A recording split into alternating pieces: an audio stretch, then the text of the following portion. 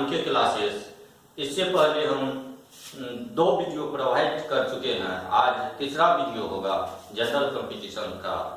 अभी कुछ miscellaneous chapter का क्वेश्चंस कर रहे हैं, इसके बाद हम लोग चैप्टर वाइज शुरू कर देंगे। कुछ बीच में टेक्निकल इश्यू हो गया था जिसके कारण बस वीडियो को पॉज करना पड़ गया था, लेकिन अब रेगुलर वीडियो ऑनलाइन, अब रेगुलर वीडियो चलेगा। तो चलिए हम लोग देखते हैं क्वेश्चन इस प्रकार से दिया हुआ है। पहला क्वेश्चन है, किसी कक्षा का पहला पीरियड 10:30 में शुरू होता है, प्रारंभ होता है तथा अंतिम पीरियड 13:45 में समाप्त हो जाता है। बीच में कह रहा है उसके बाद यदि प्रत्येक पीरियड की समय अवधि एक समान है, प्रत्येक पीरियड की समय अवधि एक समान है तथा प्रत्येक पीरियड के अंत में 5 मिनट का विश्राम दिया गया, तो प्रत्येक पीरियड की समय अवधि कितनी है? इसमें मांग रहा है, जैसे कह रहा है, जैसे एक क्लास है, क्लास 10:30 में शुरू हुआ, 13:45 में समाप्त हो गया। अब प्रत्येक पीरियड जो होता है, प्रत्येक पीरियड की समय अवधि समान है। अब प्रत्येक पीरियड के बाद 5 मिनट का विश्राम दिया जाता है। इसमें मांग रहा प्रत्येक पीरियड की समय अवधि कितनी है। तो सबसे पहले हम देखेंगे, जैसे पहला पीरियड होगा, पहला पीरियड हुआ, उसके बाद 5 मिनट का विश्राम दिया जाता है, यानी कि 5 मिनट का विश्राम होगा। फिर अगला पीरियड, दूसरा पीरियड होगा, उसमें भी 5 मिनट का विश्राम होगा। फिर आगे का पीरियड होगा, तीसरा पीरियड होगा, उसमें भी 5 मिनट का विश्राम होगा। और उसके बाद यदि चौथा पीरियड होगा, उसमें विश्राम तो नहीं होगा, यानी कि विश्राम तो 3 बार ही होगा, 5-5 मिनट का, 15 मिनट का विश्राम होगा। सबसे पहले हम देख लेते हैं टोटल टाइम कितना लगता है।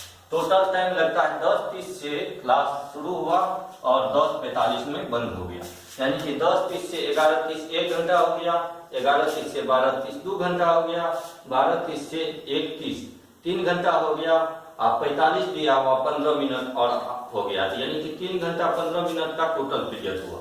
इसमें 5-5 मिनट का तो विश्राम दिया जाता है बीच में, तो 3 पीरियड में ही विश्राम दिया जाएगा, यानी कि 15 मिनट को हम लोग को कम करना पड़ेगा, यानी कि 3 घंटा 15 मिनट में, टोटल टाइम में 15 मिनट कम कर देंगे। तो प्रत्येक पीरियड में माना कि पीरियड की संख्या, तो क्या करेंगे, प्रत्येक पीरियड कितना समय का हुआ, तो टोटल टाइम सबसे पहले लिख देंगे। टोटल टाइम कितना लगता है पीरियड में, total time equal to, total time बराबर कितना लगता है, 3 घंटा 15 मिनट लगता है। इसमें रेस्ट कितना होता है, total rest equal to, total विश्राम equal to TOTL, total rest यानी कि विश्राम, यानी कि 5 मिनट का विश्राम करता है, तब 3 बार ही विश्राम करेगा, चौथा पीरियड तो खत्म ही हो जाएगा, उसके बाद तो विश्राम नहीं करेगा, यानी कि 15 मिनट का विश्राम करता है। 3 घंटा 15 मिनट यानी 15 मिनट का विश्राम करता है, यानी कि 15 मिनट इसमें घटा देंगे। 15 मिनट घटाने पर 3 घंटा 15 मिनट में, यानी कि 3 घंटा हो गया और 15 मिनट हो गया। इसमें 15 मिनट निकाल देंगे तो यानी कि 4 पीरियड में लगा समय बराबर, यानी कि 4 पीरियड में लगा समय बराबर, 4 पीरियड में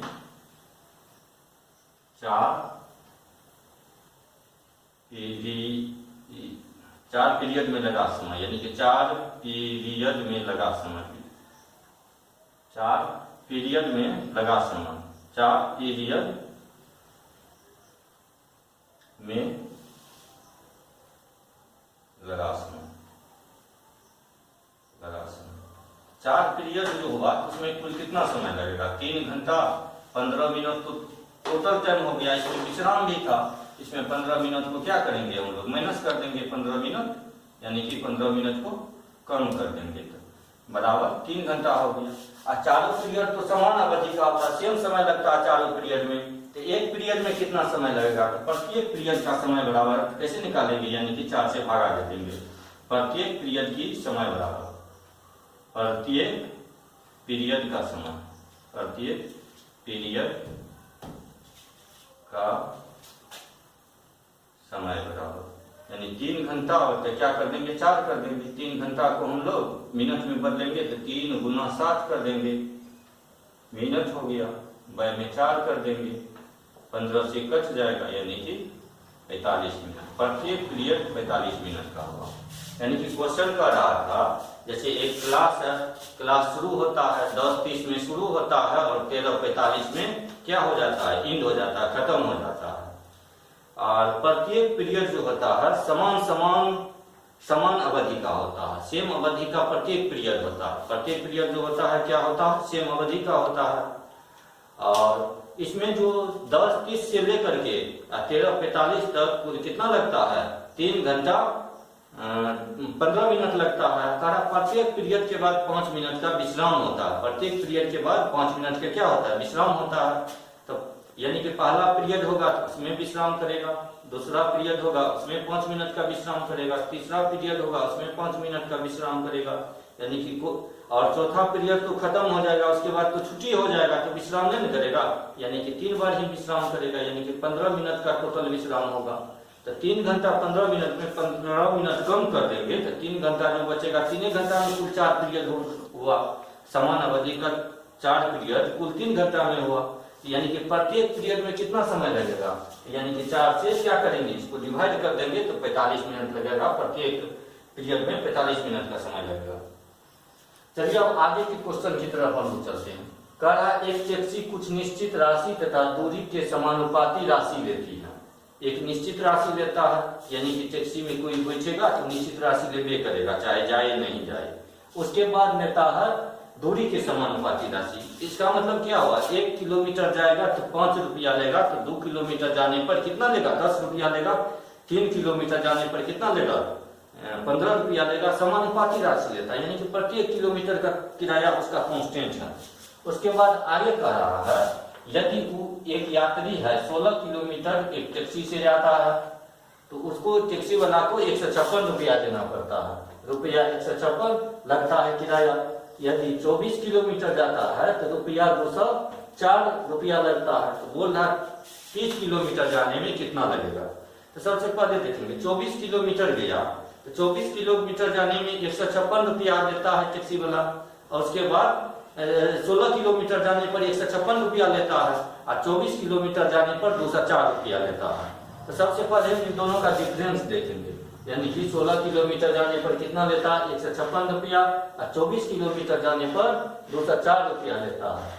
तो 204 रुपया में 156 रुपया को कम करेंगे तो कितना निकल के आएगा, 60 रुपया निकल के, यानी कि 204 में हम कम कर देते हैं, 204 में 156 रुपया कम करेंगे तो कितना आएगा, 8 4, यानी कि 48 रुपया होगा।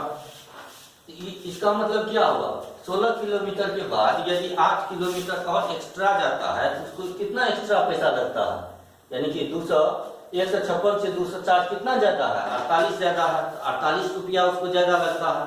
8 किलोमीटर ज्यादा जाने का उसको 48 रुपया ज्यादा देना पड़ता है। इसका मतलब क्या होगा, 1 किलोमीटर ज्यादा जाएगा तो कितना देना पड़ेगा, 6 रुपया ज्यादा देना पड़ेगा। 8 किलोमीटर जाने का यदि 48 रुपया ज्यादा लेता है टैक्सी वाला, इसका मतलब 1 किलोमीटर ज्यादा जाने का 6 रुपया लेगा। तो यानी कि 48 रुपया जो निकला, इसका मतलब हम क्या, 16 किलोमीटर जाने का 156 लेता है और 24 किलोमीटर जाने का 204 लेता है।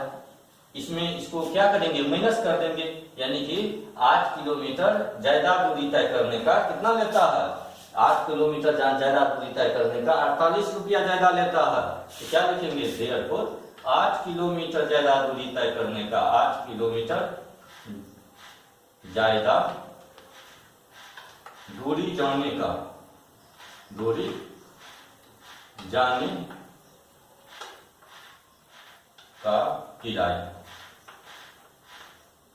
कितना ज्यादा लेता है, यानी कि 48 रुपया ज्यादा लेता है, रुपया 48 लिख दिए। देयरफॉर इससे हम क्या निकाल सकते हैं, 1 किलोमीटर ज्यादा जाने का, ज्यादा दूरी जाने का कितना रुपया ले लेगा, रुपया 48, अब क्या कर देंगे, 8 कर देंगे, यानी कि 6 रुपया ज्यादा लेगा, इक्वल टू रुपया 6 लेगा। उसके बाद क्या कर रहा है, 30 किलोमीटर जाने का कितना लेगा। यहाँ पे हम देख रहे हैं 24 किलोमीटर जाने का यदि 204 रुपया लेता है तो 24 किलोमीटर से 30 किलोमीटर कितना ज्यादा है, यानी कि 6 किलोमीटर ज्यादा है। तो इसमें 204 रुपया लेता है, तो यानी कि 6 किलोमीटर ज्यादा जाने का और राशि यदि इसमें जोड़ देंगे 204 रुपया में, तो 30 किलोमीटर जाने का टैक्सी वाला को 30 किलोमीटर जाने का राशि देना पड़ेगा। तो 30 किलोमीटर जाने का 30 किलोमीटर क्या लिखेंगे, 30 किलोमीटर जाने में लगा किराया इसका बराबर, यानी कि हम तो जानते हैं 24 किलोमीटर जाने में कितना लेता है रुपया, 204 दे रहा है। रुपया कितना ले रहा है, 204 ले रहा। उसके बाद 1 किलोमीटर एक्स्ट्रा जाता है तो 6 रुपया लेता है। तो 24 किलोमीटर से 30 किलोमीटर कितना ज्यादा हुआ, 6 किलोमीटर ज्यादा हुआ। तो कितना ज्यादा लेगा, 1 किलोमीटर जाने का 6 रुपया ज्यादा लेता है।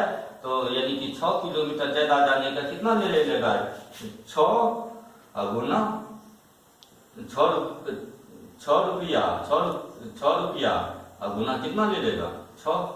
तो 36 रुपया हो गया, रुपया 6 गुना 6 36 हो गया। यानी कि रुपीज 204 प्लस रुपीज कितना हो गया, 36 हो गया। दोनों को ऐड कर देंगे यानी कि 240 रुपया हो जाएगा। यानी कि निकल गया, कितना निकल गया, 30 किलोमीटर जाने का किराया कितना ले लेगा, 240 रुपया ले लेगा। ठीक से समझिए क्वेश्चन क्या कहा। एक टैक्सी वाला है और एक टैक्सी वाला जो लेता है कुछ निश्चित राशि लेता है टैक्सी में बैठने का, और उसके बाद दूरी के समानुपाती राशि लेता है। यानी कि 1 किलोमीटर का जितना लेगा तो 2 किलोमीटर का उससे दुगुना लेगा, और तिगुना लेगा 3 किलोमीटर जाने का, यानी कि निश्चित अनुपात में राशि लेता है। तो एक यात्री यात्रा करता है, कोई यात्री यदि यात्रा करता है तो 16 किलोमीटर जाने का वो देता है 156 रुपया, और 24 किलोमीटर जाने का देता है 204 रुपया। तो यानी कि 16 किलोमीटर से 24 किलोमीटर कितना ज्यादा हो गया, यानी कि 8 किलोमीटर ज्यादा हो गया। तो 8 किलोमीटर ज्यादा जाने का उसके बाद देखेंगे 204, 156 से 204 कितना ज्यादा हुआ, 48 ज्यादा हुआ। यानी कि 8 किलोमीटर जाने का कितना लेता है, 48 रुपया ज्यादा लेता है। 1 किलोमीटर ज्यादा यात्रा करेगा तो 6 रुपया ज्यादा लेगा। उसके बाद देखेंगे हम लोग मांग रहा 30 किलोमीटर जाने का कितना लेगा, यानी 24 किलोमीटर के बाद 30 किलोमीटर जब जाएंगे तो 24 से 30 कितना ज्यादा है, 6 किलोमीटर ज्यादा है। यानी कि 6 किलोमीटर और एक्स्ट्रा रुपया यदि उसको टैक्सी वाला को दे दिया जाएगा तो 24 किलोमीटर का किराया हो जाएगा। यानी कि 24 किलोमीटर का 204 रुपया तो ले ही रहा है, 1 किलोमीटर का 8 रुपया ले रहा है। तो 24 से 30 कितना ज्यादा है, 6 ज्यादा है। तो 6 किलोमीटर का कितना और एक्स्ट्रा रुपया लेगा, 6 गुना 6 36 रुपया और एक्स्ट्रा लगेगा उसको। यानी कि जो जर्नी कर रहा है, यात्रा कर रहा है, 36 रुपया इधर हो गया, एक्स्ट्रा हो गया, और 24 किलोमीटर का 204 रुपया लेता है। 6 किलोमीटर ज्यादा जाने का 36 रुपया ज्यादा लेता है। तो दोनों को ऐड कर देंगे तो 240 रुपया निकल गया। यानी कि 30 किलोमीटर जाने का किराया जो हो गया कितना हो गया, 240 रुपया हो गया। यही कह रहा है 30 किलोमीटर जाने का किराया कितना लेगा, यानी कि 30 किलोमीटर जाने का किराया कितना लेगा, 240 रुपया लेगा। अब चलिए इसके बाद चलते हैं क्वेश्चन नंबर 3 के पास। ये बनाने का 2-3 गो तरीका है। इसको एक एलिगेशन मेथड से बना सकते हैं, एक होता है इसको इक्वेशन मान के बना सकते हैं, एक कोई क्वेश्चन को अनुपात में लेकर के भी बना सकते हैं जो अनुपात में आता है, लेकिन अनुपात में सभी क्वेश्चन को नहीं बना सकते। तो अभी हम लोग एलिगेशन मेथड से सोल्यूशन करेंगे, क्योंकि एलिगेशन का जनरल कंपटीशन में बहुत यूज होता है, बहुत ज्यादा क्वेश्चन एलिगेशन से बनाया जाता है। इसीलिए हम लोग देखेंगे यहाँ पे एक किसान के पास कुछ मुर्गियां, एक किसान है उसके पास मुर्गी भी है और बकरी भी है। इन सब के कुल 240 सील है, यानी कि दोनों को सील को यदि जोड़ता है, मुर्गी और बकरी दोनों में, तो एक बकरी में एक गो सील होता है, एक मुर्गी में एक गो सील होता है, यानी कि दोनों मिला के 240 है। और कह रहा है तथा 640 पैर है, यानी कि यदि काउंटिंग करता है, मुर्गी में एक मुर्गी में 2 गो पैर होता है, एक बकरी में 4 गो पैर होता है, सभी पैर को यदि काउंटिंग करता है और मुर्गी और बकरी में तो 640 पैर मिलता है। यहाँ पे क्या मांग रहा है, वो तो मुर्गी की संख्या कितनी है। तो देखिए एलिगेशन मेथड से कैसे सोल्यूशन करते हैं। सबसे पहले लिख देंगे, यानी कि यहाँ पे टोटल में कुल कितना पैर है, तो टोटल में 640 पैर है। यहाँ पे मुर्गी लिख देते हैं, एक साइड क्या लिख देते हैं, मुर्गी लिख देते हैं, और एक साइड क्या लिख देते हैं, यहाँ पे बकरी लिख देते हैं।